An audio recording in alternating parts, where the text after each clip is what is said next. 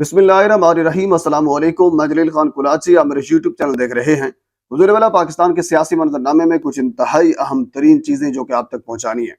Dubai leaks का मामला आपके सामने है और उसके साथ फिर पाकिस्तान के हवाले से कुछ इंतहाई अहम खबरें और भी हैं। सबसे पहले हम दुबई लीक्स के ऊपर गुफ्तगू करते हैं। आप अंदाजा करें, 11 अरब डॉलर की जायदादें पाकिस्तानियों ने दुबई के अंदर खरीदी हैं। उसकी तफसील सामने आई है।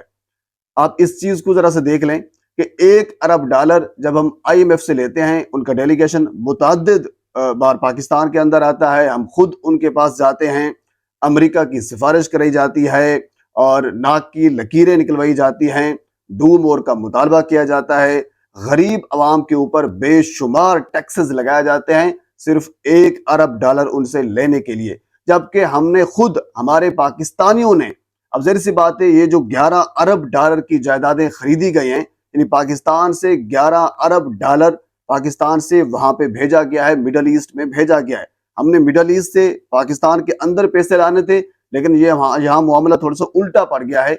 11 अरब डॉलर पाकिस्तान से बाहर चले गए। दूसरे नंबर पर आया है पाकिस्तान जायदाद खरीदने वालों में। पहले नंबर पर हिंदुस्तान और उसके बाद फिर पाकिस्तान का नंबर आया है। यानी एक ऐसा मुल्क जो 1 अरब डॉलर के लिए नाक की लकीरें जिनसे निकलवाई जाती हैं, उनके जो लोग हैं, जो उनके जो अशराफिया है, लोग नहीं बल्कि अशराफिया आप कहें तो ये बेहतर होगा, वो दुबई में जाकर जायदादें खरीदते हैं। नाम किन किन के हैं वो आपके मैं सामने रख देता हूँ। सबसे पहले 11 मिलिट्री जनरल्स के नाम उसमें शामिल हैं और इसके साथ फिर आज़ाद कश्मीर के IG साहब उसमें शामिल हैं, फैसल वाडा साहब शामिल हैं, मोहसिन नकवी साहब की अहलिया उसमें शामिल हैं, शेर अफजल मरवत साहब शामिल हैं, बाकी और भी बहुत से लोग हैं।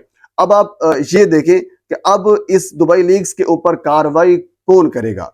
नेब कार्रवाई करेगी या फिर FIA करेगा? FIA का सरबराह कौन है? मोहसिन नकवी साहब है। उनकी जायदाद अपनी निकल आई है, बात खत्म हो गई। जबकि इसी तरह नेब और बाकी तमाम इदारों का जो ऊपर शख्सियत बैठी है, उसका नाम आसिफ अली जरदारी साहब है, उनके अपनी जायदादें भी निकल, क्योंकि बिलावल, आसफा, बख्तावर, इन तमाम की जायदादें भी निकली हैं। तो अब कार्रवाई कौन करेगा? हुजूर वाला सीधा सा सवाल है, सीधा सा इसका जवाब होना चाहिए था। अब ये कहा जाता है कि हमारे डिक्लेयर हैं।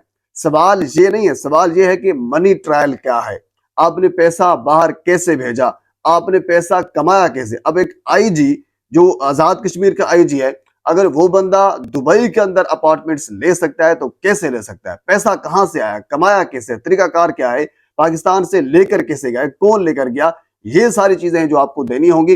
बहरहाल ये कोई बड़ी बात नहीं है, क्योंकि कल भी ख्वाजा आसिफ साहब ने कह दिया था ये कोई बड़ी गल नहीं है, क्योंकि उनके लिए, उनके हिसाब से ये कोई बड़ी बात नहीं है, क्योंकि हुसैन नवाज साहब का नाम उसमें शामिल है और बाकी सारे, और पाकिस्तान मुस्लिम लीग नून और पाकिस्तान पीपल्स पार्टी, तकरीबन सारी की सारी जो टॉप लीडरशिप है, ये इस दुबई लीग्स के अंदर मौजूद है। इससे पहले बाकी बहुत से लीग्स, पनामा वगैरह साहब ने आए थे, और क्योंकि हमें इनकी तमाम तर चोरियों का इल्म है। खान साहब ने ऐसा नहीं कहा, ईवन कि खान साहब ने कल जो खत लिखा है, और वो खत लिखा गया, वो खत बाहर भी आया है, कुछ मदरजात उसके मैं आपके सामने रख देता हूं। उसमें वाज़े तौर पर यही कहा गया है कि आप मैंडेट चोरों को और करप्शन करने वालों का आप साथ दे रहे हैं। ये इदारों को कहा गया है, आप मुल्क को बर्बादी की तरफ लेकर जा रहे हैं। मुल्क में जो अदम इस्तेहकाम की एक सूरत हाल जो आज़ाद कश्मीर के अंदर हमें नजर आई है, इस किस्म की सूरत हाल पूरे पाकिस्तान के अंदर आ सकती है। ये खान साहब ने कल के अपने खत में लिखा है। और उसके बाद फिर 3 दिन के लिए, ये आपको मैं खबर दे रहा हूं, अडियाला जेल में मुलाकातियों के ऊपर, तमाम तर मुलाकातियों के ऊपर पाबंदी लगा दी गई है। इन पुरअसरार तौर पर जो एक्टिविटी है अडियाला जेल की गिरदोनवाह में, वो भी दिखाई दे रही है। अच्छा, इस खत के साथ मुझे एक और खत याद आ गया, जो जस्टिस बाबर सत्तार साहब ने एक खत लिखा है इस्लामाबाद हाई कोर्ट की चीफ जस्टिस आमिर फरूक साहब को। उस खत के अंदर उस खत का एक पैराग्राफ जो है वो लीक हुआ, और उसमें वाज़े तौर पर एक लफ्ज जो है वो टॉप का लिखा हुआ है, यानी टॉप सिक्योरिटी ऑफिशियल्स की जानिब से धमकाया जा रहा है, जिसमें ये कहा जा रहा है कि आप इस केस से अलग हो जाएं। क्योंकि जस्टिस बाबर सत्तार खुफिया रिकॉर्डिंग का केस सुन रहे थे जो बुशरा बीबी की जानिब से दायर किया गया था, और उसके बाद फिर जस्टिस बाबर सत्तार ने उन तमाम इदारों को, जिसमें IB, जिसमें PTA, जिसमें FIA और उसके बाद फिर पैमरा, इन तमाम इदारों को, हालांकि इन्होंने ये दरख्वास्त दायर की थी कि हम अपना केस विड्रॉ करते हैं, दरख्वास्त हम वापस करते हैं, हम ये चाहते हैं कि आप हमारी दरख्वास्त न सुने किसी और के कहने के ऊपर। پھر جج صاحب نے یہ کہا تھا کہ آپ ان کے ترجمان کیوں بنے ہوئے ہیں؟ اگر ان کو کوئی اعتراض ہے، یعنی ISI کو اگر کوئی اعتراض ہے تو وہ خود آ کر بتائے۔ تو اس کے بعد پھر جسٹس بابر ستار نے ان تمام اداروں کو 5-5 لاکھ کا جرمانہ بھی کیا تھا۔ اچھا، بہرحال یہ کیس جو ہے وہ سن رہے ہیں خفیہ ریکارڈنگ کا، اور انہوں نے یہ کہا کہ میں میرٹ کے اوپر فیصلہ کروں گا۔ اس خط کے اندر انہوں نے یہ کہا کہ مجھے دھمکایا گیا ہے ٹاپ آفیشلز کی جانب سے، جو سیکیورٹی آفیشل ہیں۔ اب ٹاپ سیکیورٹی آفیشل کون ہو سکتے ہیں آپ بہتر جانتے ہیں۔ ان کی جانب سے یہ کہا گیا کہ آپ اس کیس سے الگ ہو جائیں۔ اچھا، جب یہ خط سامنے آیا، اس کا ایک پیراگراف لیک ہوا، تو اس کے بعد پھر فوراً عطا تارڑ اور اعظم نذیر تارڑ نے پریس کانفرنس کی ہے، اور اس کے اندر متعدد بار انہوں نے جسٹس بابر ستار صاحب کے اوپر الزام لگایا ہے۔ کس چیز کو بنیاد بنا کر؟ نیشنل سیکیورٹی کو بنیاد بنا کر۔ مجھے اب اس چیز کی سمجھ نہیں آتی کہ ایک جو خفیہ ریکارڈنگ کی گئی ہے، جس میں عمران خان کی اہلیہ کی خفیہ ریکارڈنگ ہے، خود عمران خان یا باقی لوگوں کی ریکارڈنگ کی جاتی ہے، اور اس کے بعد پھر ان کے چھوٹے چھوٹے ٹکڑے کاٹ کر ان کو اکٹھا کیا جاتا ہے، اور پھر اس کا ایک غلط جو ایک تاثر ہے وہ دیا جاتا ہے۔ اگر اس کے اوپر ایک بات چیت ہو سکتی ہے تو اس میں قومی سلامتی کا مسئلہ کہاں سے آ گیا؟ اس میں کوئی ایٹم بم پہ کوئی خفیہ کوڈ ہیں جو لیک ہو سکتے ہیں؟